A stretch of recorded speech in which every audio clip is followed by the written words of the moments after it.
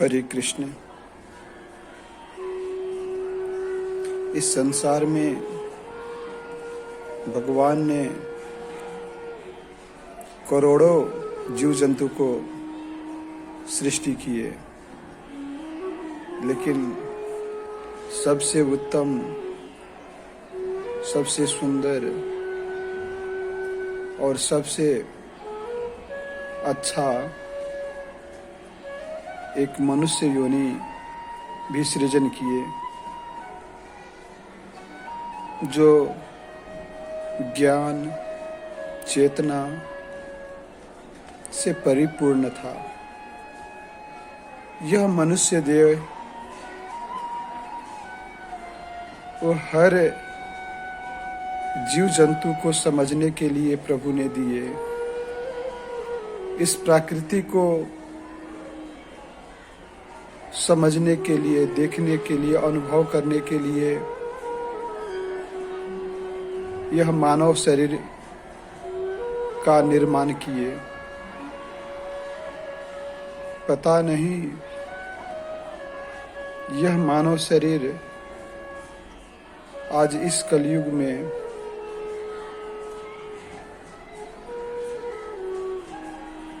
जीवन का एक ऐसा कटु सत्य बन चुका है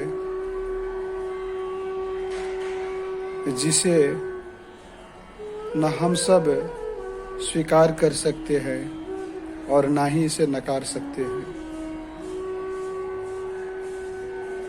आज तो इस कलयुग में मानव देह तो है,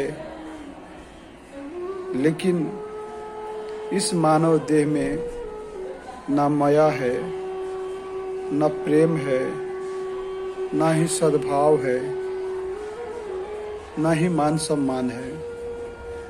सब एक दूसरे को ठगने में,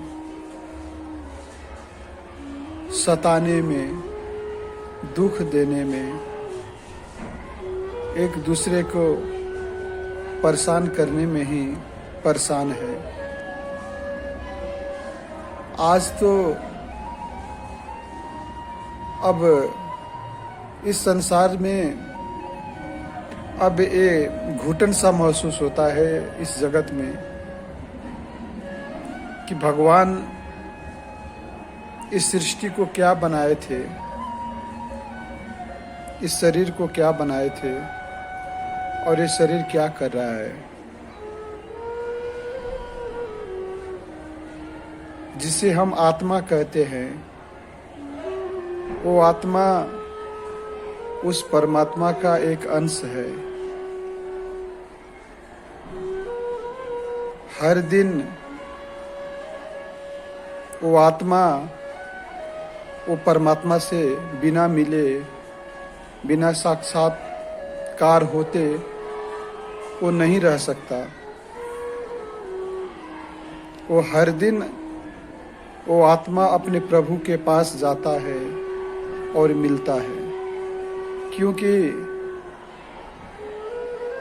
आत्मा परमात्मा है, तो आत्मा परमात्मा के बिना नहीं रह सकता। जिसे हम लोग जो बोलते हैं ना सोना, जो हम सोते हैं ना, उस एक साधारण सोना नहीं है। वो एक ऐसे हम लोग सो गए,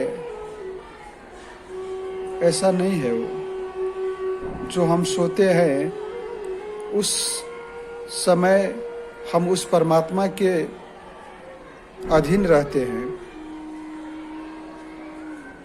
जिस परमात्मा ने हमें बनाया है। जैसे इलेक्ट्रॉनिक कोई भी चीज चलाने के लिए हम सब ईंधन का प्रयोग करते हैं, पावर का प्रयोग करते हैं, वैसा ही इस बॉडी को चलाने के लिए, इस शरीर को चलाने के लिए वो आत्मा को हर दिन परमात्मा से मिलन आवश्यक है।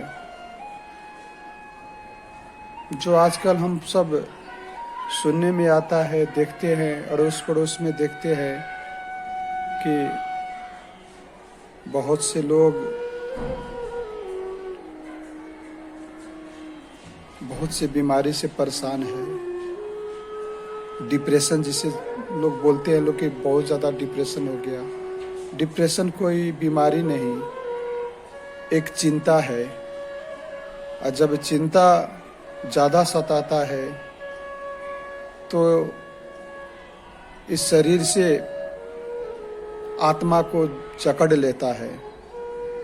अर्थात आप देखिएगा, जो इंसान का डिप्रेशन है, अर्थात कोई ना कोई उसको टेंशन से कारण, कोई तनाव के कारण उसको नींद नहीं आ रहा है, वो अगर नींद नहीं आएगा तो उस शरीर का संतुलन खराब होगा।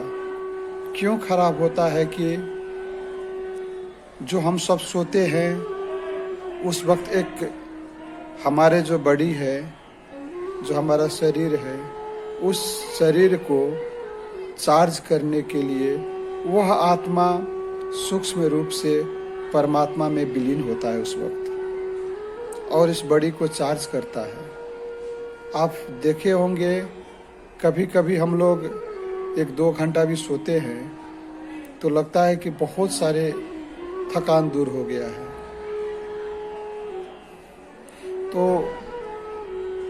इस शरीर को तो एक दिन खत्म होना ही है, और इस आत्मा को एक दिन न एक दिन परमात्मा के पास जाना ही है। एक होता है शॉर्ट टाइम के लिए, एक होता है लॉन्ग टाइम के लिए। जो शॉर्ट टाइम होता है वो हर दिन मिलते हैं, और लॉन्ग टाइम होता है जो बहुत से एक बार जो मृत्यु होता है उसके बाद वही आत्मा कर्म अनुसार अपना यात्रा तय कर कर परमात्मा से मिलन होता है।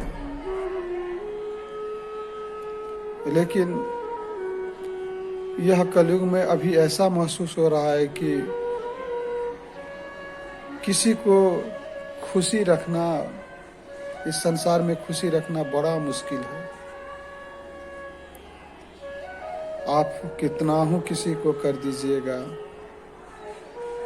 चाहे हो जीवन में जो भी हो, वो आपको कहीं ना कहीं दोषी लगाएगा। इसीलिए यह संसार माया रूपी, इसे खुशी रखने में अपना पूरा जीवन बिता दो, अंत में गाली के सिवा कुछ नहीं मिलेगा। हर कोई पाबंदी लगाता है, हर कोई अपना पावर दिखाता है, हर कोई अपना कमी कमजोरी आप में ही लगाकर आपको ही गलत बना देगा। यह संसार ऐसा है। इसीलिए